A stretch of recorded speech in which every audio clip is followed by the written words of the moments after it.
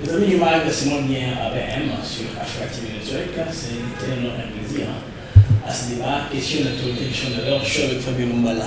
Kalonji. Merci Blaise. Bienvenue. Bonjour à tous les internautes. Nous recevons aujourd'hui Mme Anakeko, qui est avocate. C'est un cas de Tien Tshisekedi Lumumba. Combattant militant. Zizenga, François Lumumba. Je ne vais pas faire la liste. Ok, la liste est une style longue, certes. Nous allons, avec elle, nous allons toucher les questions d'actualité. Actuellement, nous allons commencer par la victoire de l'équipe nationale Léopard. C'est une victoire, mais quand même à une étape près de la qualification de la Coupe du Monde. À une étape importante, ça valait la peine que les Léopards démontrent ses performances et démontrent au monde qu'il y a encore raison d'espérer. Je crois que ça valait la peine, Blaise. Mais ça n'appelait pas à beaucoup de réjouissance parce qu'il y a une étape qui reste encore, c'est celle de Mexique pour les barrages intercontinentaux. Et puis, il faudra également, après cette étape, attendre le grand rendez-vous. Ça serait la Coupe du Monde 2026. Avant cette étape, il fallait un peu de sobriété. Après avoir débarqué, les Lions devenus domptables du Cameroun et après avoir écrabouillé les aigles du Nigeria. Super aigle. Au Nigeria, il y a un débat. On les appelle actuellement chicken. Super chicken. Je crois que ça vaut la peine. Les lions sont dégriffés. Ils sont devenus domptables. Ce sont, je les appelle même des chats. Les chats du Cameroun. Et puis, les aigles, je dis, comme vous avez trouvé, ce sont des poules. Ou des poulets du Nigeria. Parce que ils ont été tout simplement, ils se sont abandonnés dans les griffes du léopard. Bon, vous avez compris. Alors, votre première question, Anne Agricot. Anne, vous êtes Fabien. Oui, bonjour. Vous êtes au Congo depuis un certain temps, très attaché à ce pays que vous défendez depuis toutes les dictatures. La victoire des léopards sur les je suis ça de très près. Sur les poulets du Nigeria. Bon, on en parle un peu aussi en Europe. Oui, alors je voudrais d'abord féliciter toute l'équipe nationale des léopards et je voudrais aussi féliciter le président Fachi parce que hier, quand je l'ai vu aller vers l'équipe d'une manière simple, directe, ça m'a beaucoup touché. En effet, vous savez, je suis d'origine italienne. Et les Italiens, hommes et femmes, ils ont 3 mamelles. Ils ne sortent pas de ces 3. La politique, les Italiens, il faut qu'ils parlent de la politique. L'amour, hors mariage ou dans le mariage, mais il faut qu'ils parlent de ça, des femmes et des hommes. Et la troisième chose qu'on n'échappe pas en Italie, c'est le football. Alors, j'ai eu un appel de ma soeur, mon unique soeur Bernie, hier soir, qui m'a dit, mais Anne, c'est fantastique, l'équipe congolaise, elle va, après plus de 50 ans, être présente au mondial. Je dis, oui, mais il y a encore les barrages au mois de mars. Mais non, ils vont passer le barrage au mois de mars, t'inquiète pas. Donc, nous attendons en Italie, en France et en Belgique, puisque la communauté est importante, nous attendons la victoire d'abord au mois de mars et ensuite le mondial qui commencera en juillet, je crois.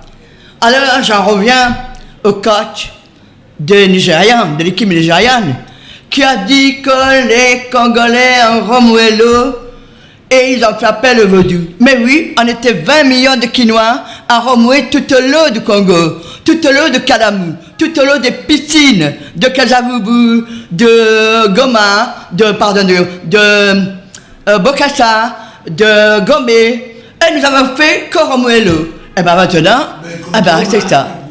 Également, et Oui, dans nous avons toutes la les provinces. victoire. D'ailleurs, hier matin, oui, dimanche matin, j'ai mis le drapeau. D'abord, à l'intérieur, pour que je puisse le voir toute la journée et lui envoyer mes vibrations. J'ai même été à la messe, je peux dire, après 5 semaines. Et puis ensuite, avant le match, j'ai tourné le drapeau vers la foule. Alors, il est encore d'ailleurs sur mon balcon. Ça veut dire que vraiment, je suis très très contente et je les félicite une fois de plus. Je n'ai pas été au stade des martyrs, mais c'est comme si j'avais été là. Voilà, ça c'est pour les léopards, parce que nous devons être fiers et nous devons les soutenir jusqu'à la victoire. Et pourquoi pas remporter le mondial. Et en 4 ans, on peut faire des stades pour faire venir les équipes internationales. N'ayons aucune crainte. Malgré les arbitres qui n'étaient pas tellement pour nous, Dieu te contrôle. Nous avons gagné, c'est ce qui compte. Voilà.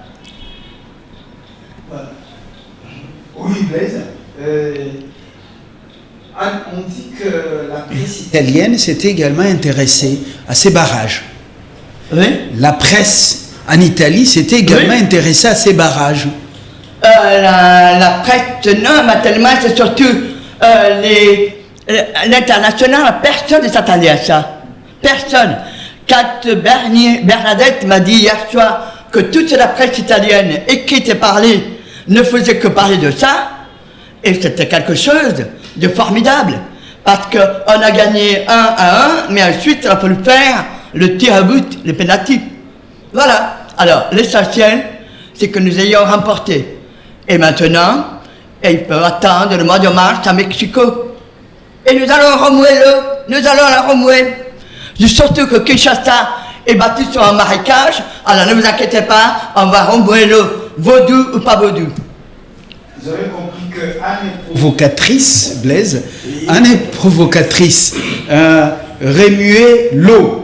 Et l'eau qui était dans la bouteille, parce que les sélectionneurs, les sélectionneurs nigérians, il était tout feu, tout flamme, furieux tout simplement à cause de cette eau-là. Et il semble que c'était l'eau du comité de recherche. C'était vivant. Moi, je ne parle pas de ceux qui sont morts. Je parle de vivants. Voilà. Oui, écoutez, le but pour lequel j'ai insisté ce matin, je n'ai pas préparé cette émission. J'étais en train de me promener à Zando. Quand j'ai vu votre message, je dis, j'y vais comme je suis. Il faut que la constitution congolaise soit modifiée. Je n'ai pas la constitution avec moi, mais il y a plein d'articles qui doivent être réformés, supprimés et en ajouter d'autres. Je parle notamment de la place des femmes. Il y a, je crois, un article 14. Il dit on va donner une certaine proportion aux femmes. Mais non, les femmes, c'est la moitié de l'humanité. C'est la moitié d'un pays. Donc, on doit traiter de l'égalité des femmes sur tous les plans, comme la liberté des hommes, l'égalité des hommes. Ça, c'est quelque chose qui doit être changé dans la Constitution. Ensuite, l'article 217. Parce que, pourquoi il y a cet article 217? Ils avaient prévu qu'on fasse adhérer le président du Congo à l'association des États de l'Est. Mais non, nous ne faisons pas partie des États de l'Est. Nous faisons partie des États du centre du Congo. Où l'OUA, qui est l'équivalent de l'Union européenne, pourrait demander à ce que la souveraineté soit enlevée et donnée à un groupe ou à une province. Non. Il y a celle-là. Il y a l'article 220. Il y a l'article 220 qui doit être aussi modifié. À quel titre la constitution belgo-rwandaise de 2006 et de 2011, parce que toute l'élite politique était achetée par les Rwandais. Et je vais revenir à ça, parce qu'on a détruit le pays, le Congo, avec un programme, une feuille de route que nous, dans l'opposition, nous n'avons pas vu au premier abord. Donc, je dis au président Fachi, vous devez nationaliser les carrés miniers. Et pour nationaliser les carrés miniers, vous devez changer la Constitution. Et c'est important. Les carrés miniers devront être dans l'extrême, comment je dirais, c'est la prérogative exclusive du chef de l'État. Les carrés miniers, comme la défense, comme la justice, il est le premier, le chef. Et pourquoi je dis ça? Parce que j'ai réfléchi au problème des carrés miniers. Les carrés miniers, comme du sultan de Mobutu, le sous-sol et le sol appartenaient à l'État congolais, c'est-à-dire au peuple congolais, qui a la souveraineté nationale. Donc, il ne faut absolument nationaliser tous les carrés miniers, y compris ceux qui sont entre les mains des privés, et ensuite, sur les prérogatives du chef de l'État, qui est celui qui va coiffer, qui va être celui qui va diriger ça, comme la défense, on pourra donner des concessions qui sont limitées dans le temps. Mais le cas, les carrés miniers ne peuvent être vendus ou cédés. Et pour ça, il faut la modification de la Constitution. Monsieur le Président Fachi, nous avons l'obligation de changer cette Constitution. Je suis à Kinshasa depuis 19 mois. Je suis venu pour un mois, je suis encore. Et pourquoi? Parce que Étienne Tshisekedi a été celui auquel je me réfère souvent. Le peuple d'abord, ce n'était pas une phrase bidon, c'est quelque chose qu'il pensait. Il ne voulait pas voyager hors du Congo. Étienne Tshisekedi n'était pas l'homme des Occidentaux, il était l'homme du peuple congolais. Et c'est ça qu'il faut en revenir. Le côté patriotique doit être mis en avant. J'étais voir l'exposition de Mobutu. Évidemment, Mobutu avait des travers, avec Kafela, avec ses conseillers qui l'ont mal guidé. Mais je pense qu'en novembre 1996, quand Étienne Tshisekedi s'est rendu à Cap-Martin, le président Mobutu ne pouvait pas le suivre. Et s'il avait suivi, on n'aurait pas eu les deux dictatures. Et je vais vous expliquer pourquoi. Parce que Mobutu était l'otage de la France en raison de l'accident qui s'est passé à Menton, mais qui n'était pas, c'est pas Ramazani qui conduisait, mais c'est Zanga, son fils, et Bobila Dawa qui étaient dedans, et que ça s'est passé au pont à Menton, à quelques kilomètres de Ventimille. Alors que Ramazani se trouvait à 50 km de là, à l'aéroport de Nice, mais c'était le seul qui avait l'immunité diplomatique. Et parce qu'on a fait chanter Mobutu, c'est-à-dire soit son fils, soit son épouse, allait être poursuivi en correctionnel, il a accepté ce que la France a dit, que Ramazani porte le chapeau. Et si Mobutu avait suivi Étienne Tshisekedi en novembre 1996, nous n'aurions pas eu les deux dictatures. Parce qu'en fait, c'était deux hommes qui auraient pu aller dans le sens du pays. Alors j'en reviens à la Constitution. C'est très important, et je m'adresse au président Fachi. Nous nous connaissons, et il sait que je ne tergiverse pas. Vous devez changer la Constitution. Nous devons faire ce référendum. Alors, pourquoi? Parce que les carrés miniers, le sol, le sous-sol doivent appartenir à l'État congolais. Et c'est le président de la République qui doit être celui qui doit gérer ça en premier lieu, comme les armées, comme la justice. Vous êtes premier magistrat, donc vous coiffez toute la Cour constitutionnelle, la Cour de cassation, puisque c'est vous qui dirigez le Conseil de la magistrature pour sanctionner quand il y a des exactions de la part des magistrats et des hauts magistrats. Alors j'en reviens, j'ai lu hier le fameux Nanga, oui, qui doit pour moi effectivement, je voudrais c'est un criminel de guerre. Anne. On ne prend pas.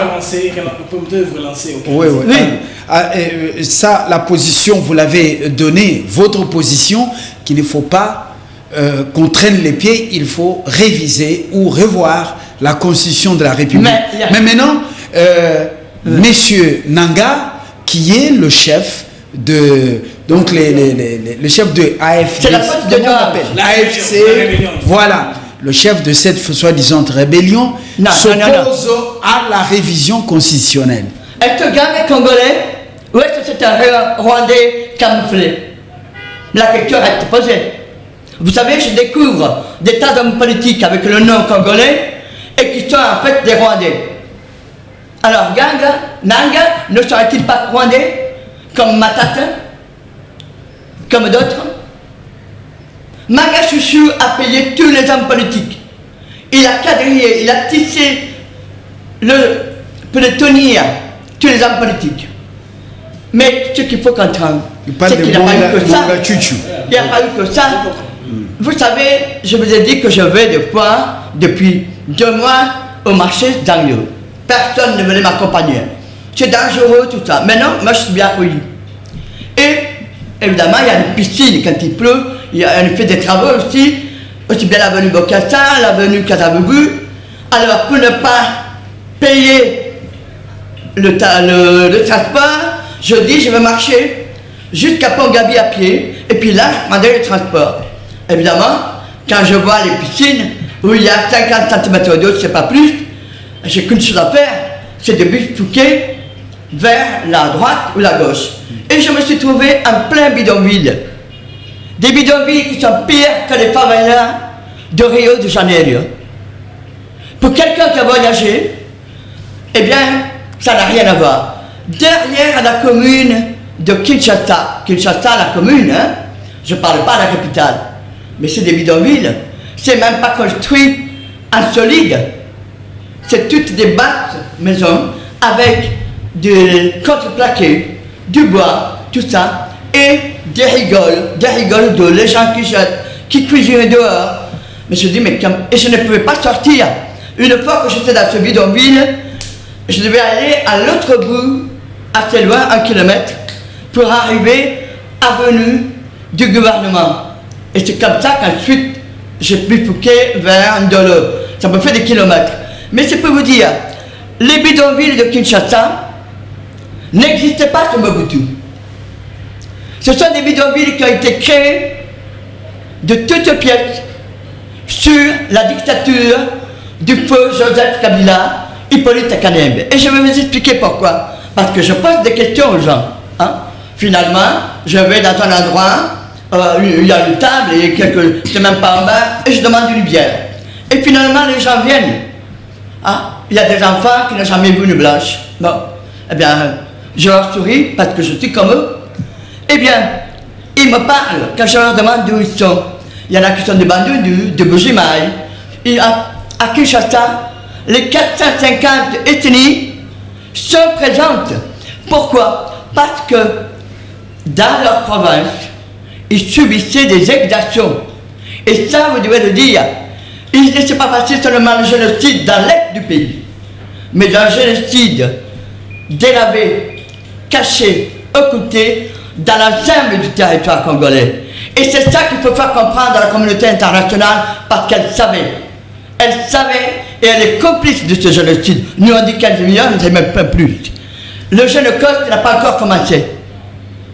Et comment la planète entière a pu laisser un peuple assassiné, blessé, laminé, pauvre.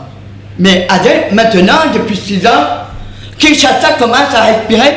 Je n'ai pas été dans le reste du pays, mais je vais dans les communes. Je n'arrête jamais. Hein. La preuve, c'est qu'on n'arrive pas à me joindre par téléphone. Parce que je ne sors jamais le téléphone quand je marche. Je fais quelques shoots. Mais ça, c'est le renvers de la médaille. Bon. Alors, qu'est-ce qui se passe? Il se passe que ces gens m'ont expliqué comment d'abord c'est l'homme qui est venu et comment il a survécu. Voilà pourquoi à Kinshasa, on voit des communes où il y a des gens de la même province. Par exemple, à Limité, il y a plus de Kasaïens. À Lemba, il y a plus de Bandundu. Ou à Massine. Donc, chacun connaît où étaient déjà des gens de leur province. Et ils s'entraidaient. Et un an après, quand ils avaient mis un pécule, parce qu'ils travaillaient n'importe comment, hein, les non déclarés, ceux ils acceptaient. Qu'est-ce qu'ils faisaient? Ils faisaient venir leur famille. Et le développement de Kinshasa, 18 à 20 millions d'habitants, ça vient de la période du faux Kabila. Il a voulu détruire, enlever les forces vives d'un pays. Parce qu'en partant de ces provinces, c'est toutes les campagnes qui se sont vidées. Pourquoi? Ça coûte très cher de manger à Kinshasa, d'acheter des fruits. Dans un pays qui produit des bananes, des avocats, des ananas, des papayes, des mangues. Non, les mangues tombent sur la tête, c'est différent, comme les noix de coco. Mais les autres, on les paye très cher. Alors on se dit pourquoi? Alors que c'est un pays, il pleut, il y a du soleil, ça pousse. Il n'y a qu'à la ramasser. Donc on a fait en sorte que toutes les forces vives soient concentrées sur Kinshasa, mais en étant de pauvreté, de sans travail, de chômage, sans être chômage. Alors on arrive qu'on a fait l'Afrique, je parle du Congo, mais en même temps, la communauté européenne le savait, parce qu'en même temps qu'on faisait faire ça, la communauté européenne, les États-Unis, les Belges ne sont pas. Eh bien, qu'est-ce qu'on faisait? Il y en avait des rabatteurs qui, dans les pays africains, venaient vers les populations et leur promettaient de les faire traverser la Méditerranée, ils les payaient pour aller en Europe. Et c'est comme ça qu'on a eu les fameux que l'Italie a tapé le poing sur la table en disant c'est plus possible. Lampedusa, 9 000 et 10 000 personnes qui arrivaient, alors que c'est une petite île, l'île de Malte, qui a dit stop, un peu plus. Et pourquoi? Parce qu'ils traversaient le désert avec des 4x4, ils avaient de l'argent. Et quand ils arrivaient en Libye, parce que c'est en même temps le pays où on a aussi cassé Kadhafi. Hein? Donc, et c'est les Américains. Pourquoi? On a pris tout l'argent que Kadhafi avait placé en Europe, parce qu'il a cru qu'il était là. On a pris, il y a tout le pétrole, il y a toutes les matières premières. Donc, ils arrivaient et les passeurs leur disaient, vous acceptez d'embarquer, ou alors on vous vend comme esclaves. Et il y a eu le marché des esclaves en Libye. Je l'ai dénoncé. En France, souvent, j'ai pris des positions en disant stop, l'être humain n'est pas fait pour être un esclave. Oui, quand ce n'était pas un esclave, c'était un pièce détachée, c'est-à-dire les organes. Combien de jeunes n'ont pas pu suivre les parents, ont été arrachés à leurs parents et qu'ils ont servi au trafic des grappes du foie, du corps, des reins. Alors, c'était en même temps que le Congo. Ces 20 dernières années ont été quelque chose d'une catastrophe pas possible pour l'humanité. Alors, j'en reviens à Gang. Il dit, je me pose à la révision de la Constitution. À quel titre il va se poser? Le Rwandais, il a pris les armes, rien qu'en janvier, un week-end, 10 000 personnes sont mortes à Goma. Non, pas un Bukavu. Des enfants qui sortaient des écoles, des lycées, ont été enrôlés de force. On ne sait pas exactement le nombre de morts. Et il ose parler. Et ça, c'est la faute de Doha. Pourquoi j'étais mécontente la dernière fois en vous disant le président Fachi n'aurait pas dû aller à Paris, à la conférence de la paix. Parce que tout ça, c'était un coup monté. C'était d'abord Paris, Macron, c'est Rothschild, c'est la haute finance. Et Doha, qui est Doha? Doha, c'est le Moyen-Orient. Les premiers négriers avant les négriers européens. Et c'est ça qu'il faut regarder. Et Doha nous a promené, avec Boulos, nous a promené. Si bien que maintenant, Nanga dit, le Fachi, il est à Doha, Fachi est à Kinshasa. Hein? Mais maintenant, nous allons imposer, le président Fachi va imposer ce que doit être fait pour le peuple congolais. Nanga n'a aucun droit de parler. Il n'a pas le droit de dire, c'est lui qui va ouvrir l'aéroport de Goma. Parce que Goma est occupé, mais Goma fait partie de la RDC. Les frontières doivent être... C'est une autre question. Les frontières doivent être respectées. S'il vous plaît, ça c'est une des questions prévues. Justement, donc, vous venez de montrer que Nanga n'a pas le droit de s'opposer à la révision constitutionnelle. Qui étaient les groupes. Vous savez... Anne, s'il vous plaît, Nanga qui s'oppose on peut lui dénier, par exemple, l'appartenance à la nationalité congolaise. S'il vous plaît.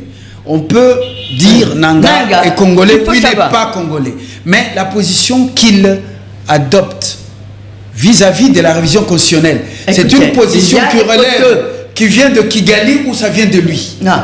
Il y a des photos qui sont parues dans les réseaux sociaux de 2020 où on voit Nanga, qui était à Kinshasa, Manga Chouchou, le financier, Vital Kamerhe, avant qu'il ne soit arrêté. Vous savez, je suis content qu'il ne soit plus président de l'Assemblée nationale. Parce que pour moi, Vital Kamerhe, c'est l'homme de l'Est. Je ne crois pas qu'il soit un Congolais, un patriote congolais. Je mets en doute son patriotisme. Parce que quand on regarde son cheminement, y compris pendant l'été dernier, où il était à Paris, attendez, parce qu'il avait été, soi-disant, à une réunion des 50 ans de l'Union des parlementaires francophones. Attendez, non, arrêtons. Arrêtons, parce qu'autrement, je vais aussi le descendre en flèche. Maintenant, il est écarté de l'Assemblée nationale. Bon, mais j'en reviens à Nanga. À quel titre cet homme dit « Je me pose à la révision de la Constitution ». Mais non, j'adore que le président Fachi a changé la Constitution. Je suis prête à lui donner le travail que je fais. Parce que je travaille la Constitution depuis mai 2024. Comme je n'avais rien à faire quand je suis arrivé, Alexis Kadima m'a apporté la Constitution. Vous l'avez vu, elle est en mauvais état parce que toute notée, elle a subi des inondations, de la climatisation. Bon, mais il y a des articles qui doivent être supprimés. Elle doit être reformulée dans l'intérêt du peuple congolais. Parce que la souveraineté nationale n'appartient ni au président, ni au ministre, ni aux parlementaires. Elle appartient au peuple congolais, qui est le socle de la nation, qui est le socle avec le territoire. Et quand il dit, je me pose à la révision de la Constitution, qui se pose aussi? Tous les gens qui sont devenus des agents de Manga Chouchou. Kabundi, il va se poser, mais qui viennent me le dire en face.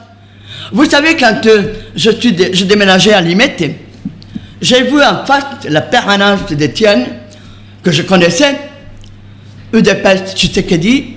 En face, je vois demain le changement et la photo de Kabundi. Alors, je ne pouvais pas marcher parce que j'avais fait une chute. Je traversais. Vous parlez de Kabundi. Oui, Kabundi va Kabundi. Et c'est ça son vrai nom. Vous l'appelez Jean-Marc Kabundi, mais c'est Kabundi va Kabundi. Bon, alors, je suis allé et j'ignorais qu'il était en prison. Donc, parce que moi, quand je vois ça, je lui demandais à quel titre il a installé sa permanence en face de celle de l'UDPS pour la casser. Et là, il fait des conférences que personne n'écoute. Personne. Parce que c'est comme les camions vides. Les camions vides, vous les entendez de loin. Et quand les camions sont pleins, vous ne les entendez pas. Alors, tous ces gens-là, maintenant même, comment ça s'appelle, Fayoulou, contre la Constitution. Parce qu'ils ont peur. Ils ont peur de ne pas pouvoir se présenter en 2028. Mais ils ne seront pas présents. Parce que d'ici 2028, nous allons travailler à fond pour que la Constitution soit changée. Et il y aura aussi autre chose. Il y aura aussi l'implication des pays de la communauté internationale dans le génocide. Parce que ça, je ne lâcherai pas. Et je vais demander à des confrères de Paris de me suivre, de faire un groupe comme ils l'ont fait pour Gaza et de faire cette action au niveau de la CPI. J'attends simplement janvier où le bâtonnier va changer et vous verrez, on ne peut pas laisser de côté le génocide. Et on doit faire appel à tous mes confrères, je vais les dire, à mes confrères de Robe Noire, Gilets jaunes, de venir soutenir. Ce n'est pas possible que les États ont fermé les yeux. Ils savaient très bien. Il y a eu des procès qui ont été faits au Canada contre l'armée canadienne qui était dans la MONUSCO et qui a donné la logistique au Rwanda et qui a assassiné. Eh bien non. Et c'était les multinationales. Et n'a rien à voir. Le Canada n'a rien à voir avec les multinationales. Mais je suis désolé. Mais c'est quand même l'armée canadienne qui a donné sa logistique. Alors, il faisait semblant. Et Et tout ça parce qu'ils voulaient spolier. Ils voulaient spolier ce Congo, un peu comme une bête qu'on dépêche, ou un peu comme un gâteau qu'on va partager. Non, le Congo est un État. Et il existait avant Léopold II. Il y avait des royaumes, il y avait des empires, j'en connais. Et je connais leurs descendants. Alors de grâce, ne disons pas que le Congo existe depuis 1885, il existe avant. Et si les anglo-saxons se sont mis sur le Congo, c'est parce qu'ils ont vu que Léopold II a remboursé son prêt à sa cousine Victoria, qui est une Saxe-Cobourg-Gotha, tous les deux, et ils ont vu que ce n'est pas les richesses du Congo. Qui était Léopold II? Un génocidaire. Il coupait les mains quand la récolte de caoutchouc n'était pas celle qu'il voulait. Il ne faut pas, l'histoire, vous savez, on ne doit pas l'oublier. Parce que comme un être humain, comme une plante, si vous négligez les racines, la plante ne peut pas pousser. Alors, Blaise, Anne a une énergie exceptionnelle, extraordinaire, compte tenu de ce qu'elle est devenue. C'est une avocate rompue, invétérée, mais l'énergie dont elle dispose lui permet de nous narrer tout et nous restons en train d'écouter. Alors, maintenant, je préfère qu'on prenne ce volet de l'aéroport, réouverture de l'aéroport international de Goma, tel que souhaité à la conférence humanitaire sur le Congo ou les Grands Lacs à Paris. Nanga dit qu'il n'y a que lui qui peut décider de la réouverture de l'aéroport. Vous avez une préoccupation à poser? Oui, parce que le gouvernement, le chef de l'État congolais, c'est qu'il a enjoint le gouvernement de prendre toutes les dispositions pour ouvrir l'aéroport international de Goma pour des vols humanitaires, acheminer les médicaments, les peuples qui souffrent. Nanga dit, moi je ne peux pas, je ne peux pas aller, moi c'est à moi de décider, pas qui c'est. Votre micro, ça donne? Blaise, est-ce que vous vous souvenez de notre dernière émission, quand j'étais très en colère contre le président Fachi de s'être déplacé à Paris? Qu'est-ce qu'il a demandé, Macron? Qu'est-ce qu'il a demandé? Il voulait un état tampon. Un état tampon? L'état tampon, c'est le Congo. C'est pas le Kivu, c'est pas l'Ituri, c'est pas le Tanganyika, c'est pas le... non, l'état tampon, c'est le Congo. C'est lui, la frontière avec le Rwanda, avec l'Ouganda, avec le Kenya. Pas autre chose. Avec la Zambie, avec le Congo-Brazza. Oui. Il n'y a pas d'état tampon. Alors quoi? Ils veulent des états tampons tout autour? Ils veulent prendre leur part, chacun? Non? Et qui a eu l'idée de l'état tampon? Macron. Macron, oui. Qui a eu l'idée d'ouverture de l'aéroport? Macron, sous prétexte de humanitaire. Désolé, mais le président Fachi, quand il va à Paris, il ne va pas voir ce qui se passe autour. Oui. Il arrive dans le 8e, à la limite du 16e, il ne va pas dans le banlieue. Il ne va pas même pas dans les quartiers de Paris, et qu'il ne voit pas la misère. Donc, il s'imagine comme à Bruxelles que tout va bien. Mais à Bruxelles aussi, il y a des quartiers qui sont des quartiers terribles. Molenbeek. Oui. Mais écoutez, oui. J'ai habité quand même en Belgique tout en même temps que la France, où j'avais mon cabinet secondaire à Bruxelles. J'ai quand même vécu 30 ans. Il y a quand même, ce n'est pas mirifique quand je vois tous les Congolais qui arrivent, qui demandent de l'asile et qui viennent de Kinshasa. Mais tout le monde sait que ce n'est pas l'asile politique, c'est un asile économique parce qu'ils n'arrivent pas à trouver un emploi, parce qu'ils croient que ça va tomber du ciel. Dans l'endroit où je suis, il y a 2 personnes qui m'ont demandé le visa. Je dis, écoutez, de nous avoir obtenu le visa. Mais je dis, écoutez, arrêtez ici, faites quelque chose pour le pays, il y a tellement de choses à faire, mais commencez petit. Ah ben non, ils s'imaginent qu'en Europe, puisque l'Europe c'est la Belgique pour les Congolais, les cailles tombent du ciel tout rôti. Ben non. Non, c'est pas celui de ça. L'Europe, la France est en déficit énorme. Plus de 3300 milliards d'euros. C'est énorme. Avec Macron, ça a été 1300 milliards depuis 2017. 8 ans. Et vous passez l'aide humanitaire. Mais l'aide humanitaire, c'est le peuple français qui va la payer par les impôts. La France, comme je vous ai dit la dernière fois, n'a pas de carré minier. Mais nous pouvons nous en sortir avec les carrés miniers. Nous pouvons nous en sortir avec le pétrole. Parce que 24 des 26 provinces de la RDC ont du pétrole. Nous devons faire des raffineries. Nous devons, maintenant, le port de Banana va être, il va être opératoire. C'est-à-dire qu'il y aura des bateaux à eau profonde qui pourront accoster sur les quais. Donc, on pourra exporter aussi du pétrole raffiné. Nous avons des experts congolais qui travaillent aux Pays-Bas, ça j'en connais, et qui veulent venir au Congo et travailler pour le Congo, alors qu'ils vont en Chine pour le compte des compagnies pétrolières hollandaises. Mais je dis, mais utilisons ces gens qui sont dans la diaspora. Je crois que nous avons une richesse énorme. Tous ces gens qui étaient dans la diaspora, qui ont été des vieux combattants. Il n'a pas été vieux combattant comme ça. Pendant longtemps, c'était l'aide que nous envoyions par Western Union, par tout ça, qui faisait vivre les populations congolaises. Alors, pourquoi le président Fachi n'utilisait pas cette diaspora qui ne demande qu'à venir, qui ne demande que ce qu'on lui favorise, qu'on lui balise les voies pour pouvoir s'implanter. Alors, Ganga nous dit, c'est moi, ça dépendra de moi d'ouvrir l'aéroport de Goma. Mais il plaisante quoi? Il plaisante. Je me demande s'il faut l'envoyer à la CPI ou alors s'il faut le prendre haut et court, en public comme il faut en Iran. C'est peut-être ce qui attend. Parce que ce type, pour moi, n'a aucune envergure sinon celle d'un criminel. Et le criminel, sa place est même pas dans la prison. Quand on a tué de sang-froid des milliers de gens, on n'a même pas à faire un procès. C'est une avocate qui parle, parce qu'il y a des choses que l'avocat ne va pas dire, oui, un procès, il faut qu'il soit défendu, tout ça. Non, non, il y a des gens qu'il faut prendre haut et court.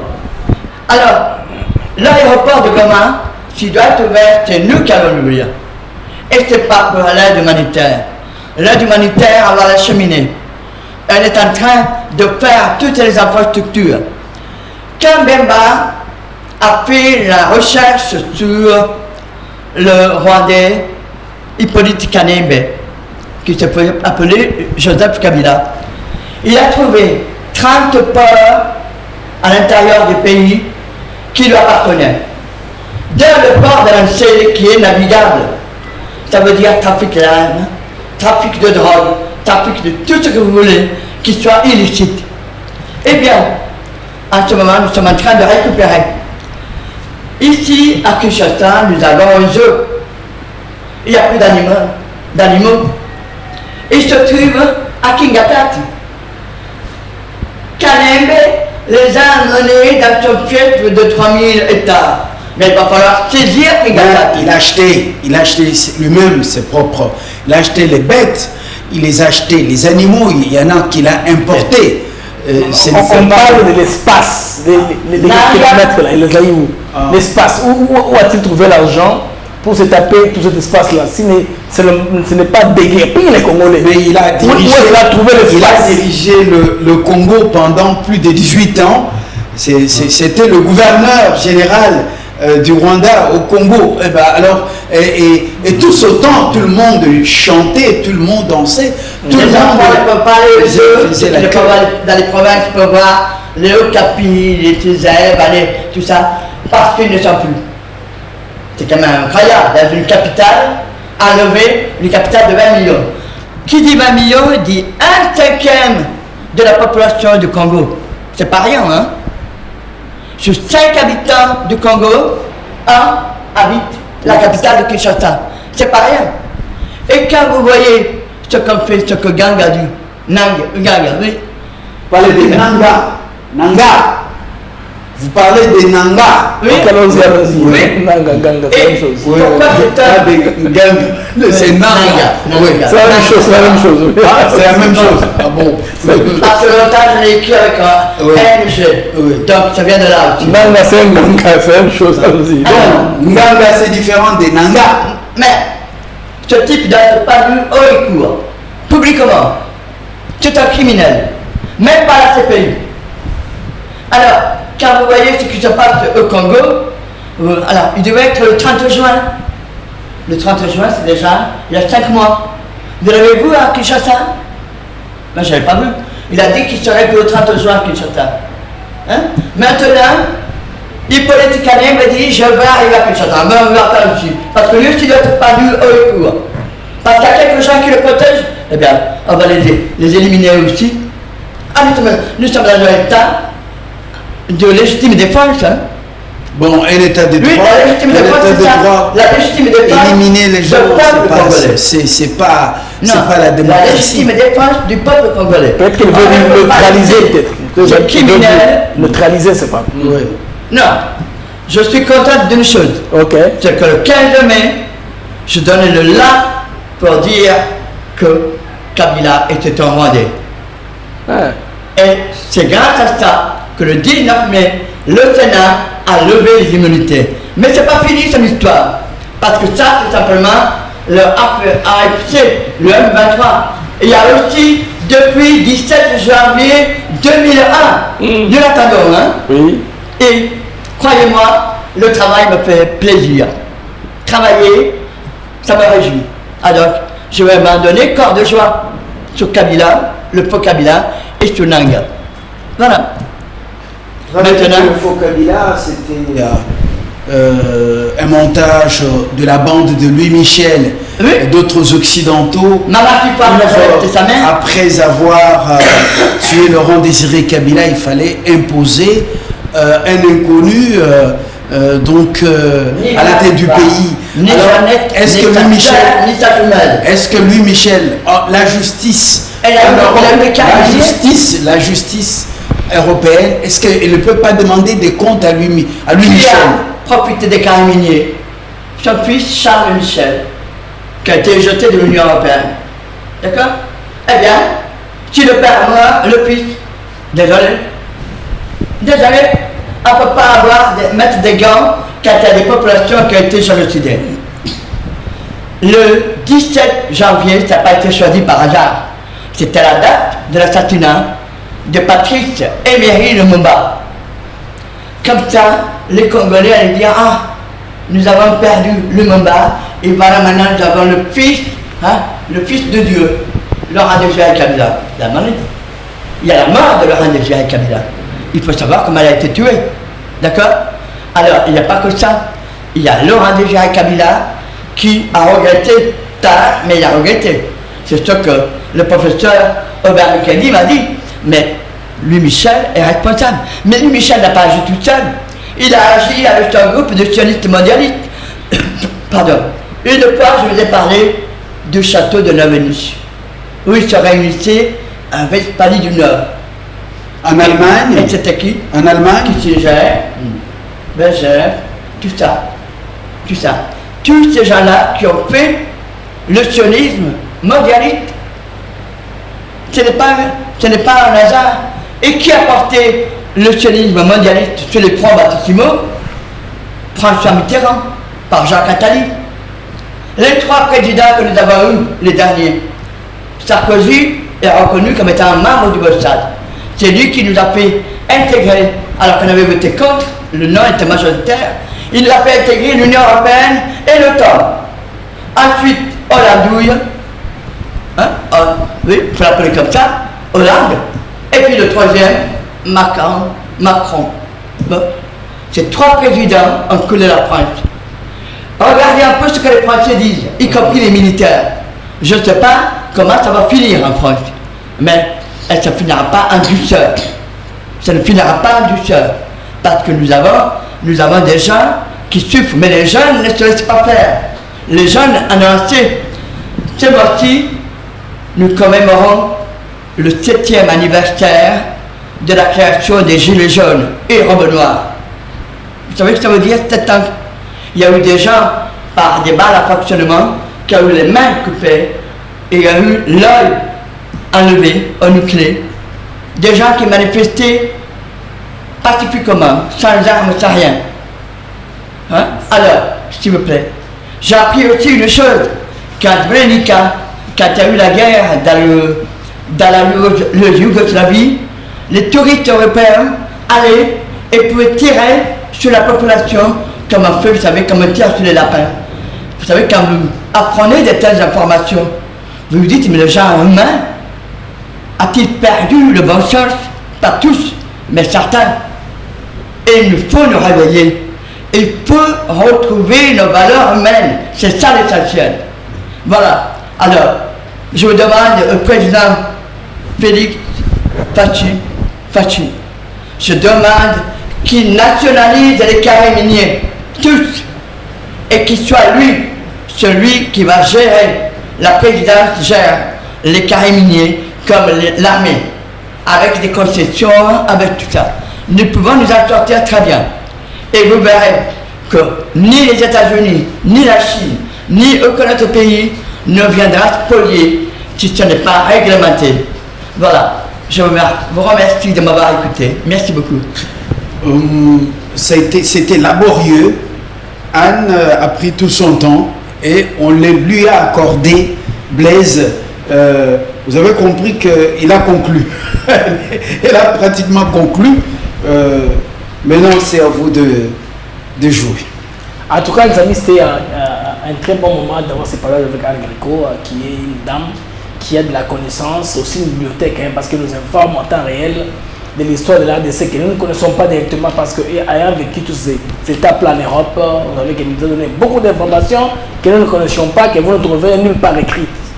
Des informations quand même qui nous passent aujourd'hui, qui nous aident comme référence à comprendre, n'est-ce pas, là où nous sommes par rapport au regard à l'histoire. Et en tant qu'avocate européenne, de là où nous allons. Elle maîtrise beaucoup de choses. Une avocate française et de par ses origines européennes, italiennes, et également, il faut le savoir, Anne a vraiment, il dénonce beaucoup les sionistes, hein, les sionistes, les Khazars, ces francs-maçons et tous ces clubs ténébreux qui dirigent le monde et qui tourmentent le monde. Donc Anne, très objective, de par son amour pour ce Congo, et pour l'Europe et pour le monde. Moi je crois que c'est une bibliothèque vivante, il ne faut pas qu'elle brûle.